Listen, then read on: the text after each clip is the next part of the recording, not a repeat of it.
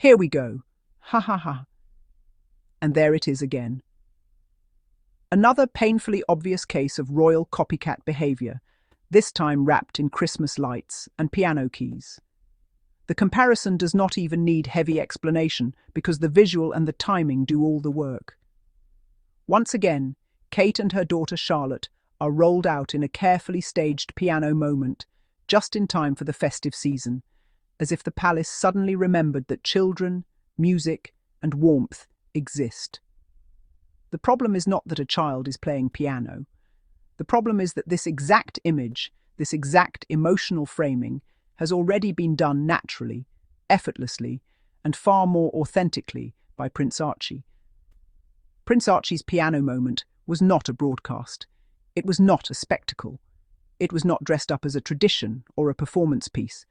It was a quiet, genuine glimpse into a child exploring sound and curiosity in a real, unforced environment. No cathedral backdrop, no scripted smiles, no institutional weight pressing down on a small pair of hands. Just a child being a child, and that is precisely why it landed. Now suddenly, here comes Kate's Christmas Carol production, complete with piano, soft focus lighting, coordinated outfits, and Charlotte positioned just right. The resemblance is not subtle, it is not accidental. It is part of a long-standing pattern where the palace watches what resonates when Harry, Meghan and their children appear, then rushes to recreate a sanitized, controlled version of it inside palace walls. This is not homage, it is imitation.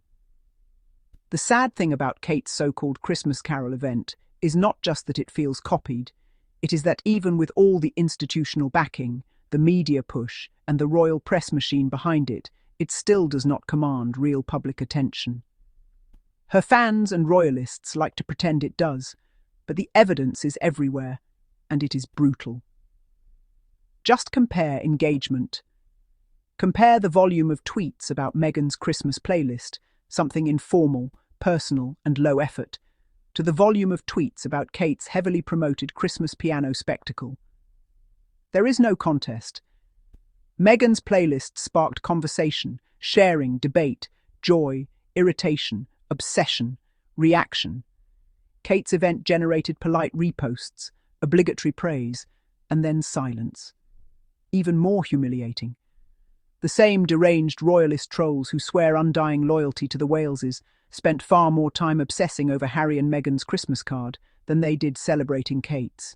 They dissected every detail of the Sussex card, argued over fonts, facial expressions, symbolism, and meaning, while the Wales card barely stirred them beyond a retweet. That tells you everything you need to know. Attention is not commanded by hierarchy anymore, it is earned through relevance. And Harry and Meghan, whether their critics like it or not, remain culturally magnetic. The palace knows this. That is why it keeps borrowing their energy, their themes, their aesthetics, and now even their children's moments. What makes this even more uncomfortable is how obvious the contrast is between authenticity and performance. Archie's piano moment feels lived in. Charlotte's feels assigned. One is discovery, the other is presentation. One exists because it happened, the other exists because it was needed, and no amount of fairy lights can hide that difference. This pattern is not new. We have seen it with mental health messaging, with parenting optics, with modern monarchy language, with casual family imagery. Harry and Meghan do something organically, the public responds, and months later, the palace produces a version stripped of spontaneity and loaded with expectation. But the magic never transfers. Why? Because authenticity cannot be reverse engineered. Charlotte herself is not at fault here. She is a child doing what she is guided to do. The discomfort comes from the machinery around her, from the way moments are manufactured to compete rather than to connect. Archie's moment carries no burden. Charlotte's carries the weight of comparison, legacy, and palace desperation to remain relevant. That weight is visible, whether people consciously admit it or not. And this is where the exposure becomes unavoidable. If Kate's Christmas piano moment were truly powerful on its own, it would not need comparison to the Sussexes. It would dominate conversation naturally. It would trend without explanation.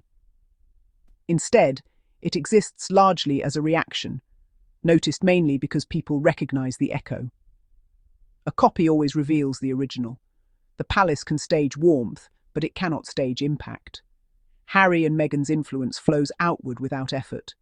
The palace's attempts feel like response measures, not leadership, and every time they try to mirror what the Sussex family does, they only reinforce the truth they are trying so desperately to suppress. Harry, Meghan, and their children set the tone. The rest follow. No amount of piano keys, Christmas branding, or orchestrated sentiment can change that. The audience already knows the difference between a moment that happens and a moment that is produced. And once people see it, they cannot unsee it. That is why this copycat attempt does not inspire awe, it inspires comparison. And in that comparison, the truth is exposed again, quietly, decisively, and completely. The piano keys don't lie. How a staged Christmas carol exposed the palace's copycat instinct, revealing a monarchy chasing the authenticity of Harry, Meghan, and Prince Archie, while failing to command real public attention. What was meant to be a heartwarming festive showcase instead became a glaring reminder of where genuine cultural influence now lives.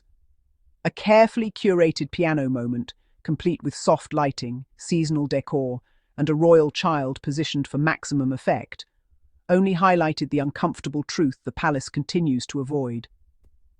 Authenticity cannot be rehearsed, replicated, or borrowed. Long before the cameras rolled and the carols echoed through gilded halls, Prince Archie's quiet, natural piano moment had already captured what no institution can manufacture: curiosity, warmth, and unforced joy. The public felt the difference immediately, and their attention followed accordingly. While palace productions rely on tradition and repetition, Harry and Meghan's family moments ignite conversation without trying, dominating timelines, sparking debate, and commanding obsession from supporters and critics alike. The contrast is no longer subtle, it is structural.